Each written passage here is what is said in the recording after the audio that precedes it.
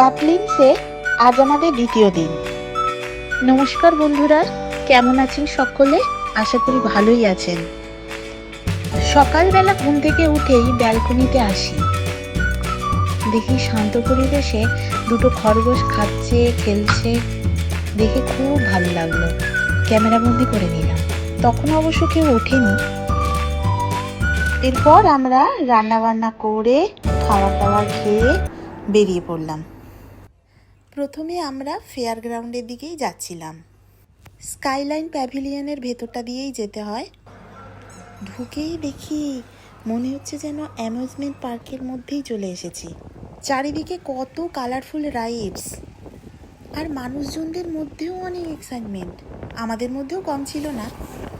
প্রথমেই চলে গিয়েছিলাম গো কার্টিংয়ের দিকে। লাইন দিয়ে দিয়ে এক এক করে খেলছে। তারপরে অ্যারাবিয়ান ডার্বির দিকে। এখানে দাঁড়িয়ে দাঁড়িয়ে গেমটা দেখতে খুব সুন্দরই লাগছিল। এরপর আমরা চলে গেলাম অন্য রাইডসের দিকে। এই দিকটাতে ক্যারাউজেল আছে। আপনারাও জানেন নিশ্চয়ই মেরিগো রাউন্ডের কথা। সেই কোন ছোট্টবেলায় কলকাতার নিকো পার্কে চড়েছিলাম। নেমে এত অসুস্থ হয়ে গেছিলাম আর কোনো দিন উঠিনি। তবে দাঁড়িয়ে দাঁড়িয়ে দেখতে কিন্তু বেশ মজা লাগে। সোনামাও খুব অবাক হয়ে দেখছিল। আমাদের বাংলাতেও যে বিভিন্ন রকমের মেলা হয়, সেই মেলাতেও এই ধরনের রাইডস আসে। অনেকে কি জোরে জোরে চিৎকার করছে। যাই হোক, সূর্য তখন মাথার ওপরে, রোদও খুব চড়া, কি গরম লাগছিল। তাই আমরা ঠিক করলাম আমরা যাবো এবার সুইমিং পুলে। সুইমিং কস্টিউম পরে আমরা চলে এসেছি সুইমিং পুলে। প্রথমে আমরা এসেছি বাচ্চাদের খেলার জায়গাটাতে, মানে মেন সুইমিং পুলের বাইরের দিকটাতে। বাচ্চারা এখানে এসে তো কি উল্লাস, ধরেই রাখতে পারছি না আমার ছোটটাকে। দুজনে মিলে খেলতেই ব্যস্ত। এখানে ফটো ভিডিও তোলা যাচ্ছে, কিন্তু ভেতরে ফটো ভিডিও তোলা কিন্তু নিষেধ। গরমের মধ্যে সুইমিং পুলের মজাটাই আলাদা। খুব মজা হচ্ছিল। আমরা সকলে খুব আনন্দ করেছি। কোথা থেকে যে 3 ঘন্টা পেরিয়ে গেছে আমরা সত্যি কেউ বুঝতে পারিনি। বাচ্চারাও ক্লান্তই হচ্ছে না, আরও খেলতে চায়, আরও খেলতে চায়। সত্যি খিদে ঘুম যেন কিছুই পায় না। জল নিয়ে খেলতে পেরে খুব খুশি। যাই হোক, বাচ্চাদের সঙ্গে খেলে ভেতরে সুইমিং পুলেও আমরা 4 জনে খুব মজা করলাম। করে আমরা ড্রেস চেঞ্জ করে রওনা দিলাম বিচের দিকে।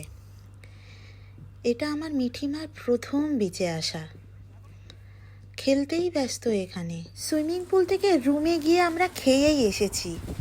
এখানে এসে কখনো মার সঙ্গে খেলতে ব্যস্ত, কখনো বাবার সঙ্গে খেলতে ব্যস্ত। আমরাও ওদের সঙ্গে খুব খুব মজা করেছি।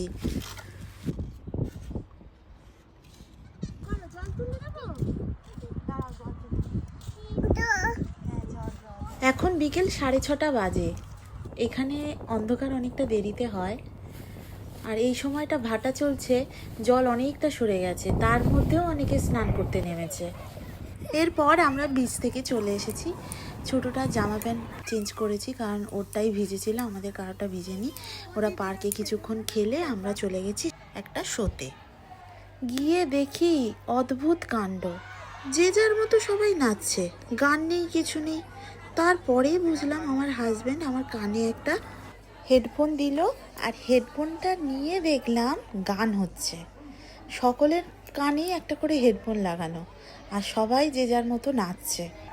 দেখে বেশ মজা লাগছিল। শোটার নাম ছিল সাইলেন্ট ডিস্কো।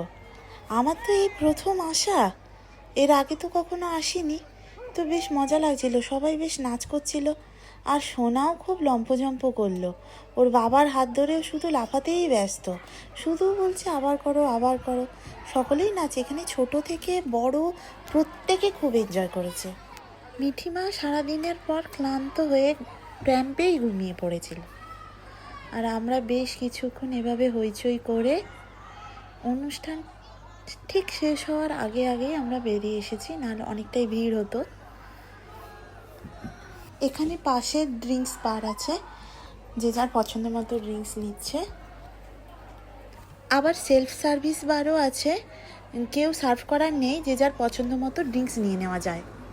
যাই হোক, আমরা আমাদের হেডফোনগুলো দিয়ে বাইরে বেরিয়ে আসলাম। বাইরে বেরিয়ে এসে আমরা নতুন আরও একটা শোতে গেলাম।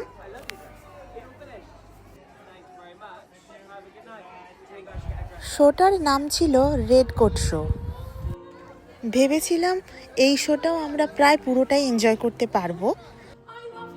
মিঠিমা এতক্ষণে উঠে পড়েছে, কান্নাকাটিও করছে, তাই আমরা শোটা কন্টিনিউ করতে পারলাম না। সম্ভবত সারা দিনের টায়ার্ডনেসের পর ওর বোধহয় একটু বিছানাতেই শুতে ইচ্ছে করছে, তাই ওকে নিয়ে আমরা চলে এলাম। আসার সময়ও স্কাইলাইন প্যাভিলিয়নের ভেতর দিয়েই আমাদের রুমে আসতে হয়।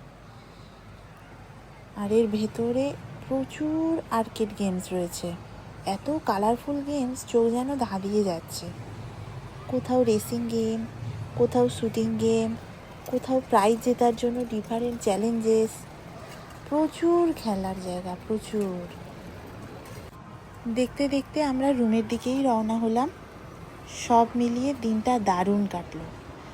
তারই কিছু অংশ আপনাদের সঙ্গে শেয়ার করলাম। আপনারাও দেখুন, আর কোন কোন অ্যাক্টিভিটি আপনারা থাকলেও খুব এনজয় করতেন বা আপনারা অলরেডি করেছেন আমাকে কিন্তু কমেন্টের মাধ্যমে জানাতে ভুলবেন না। আজকের জন্য টাটা।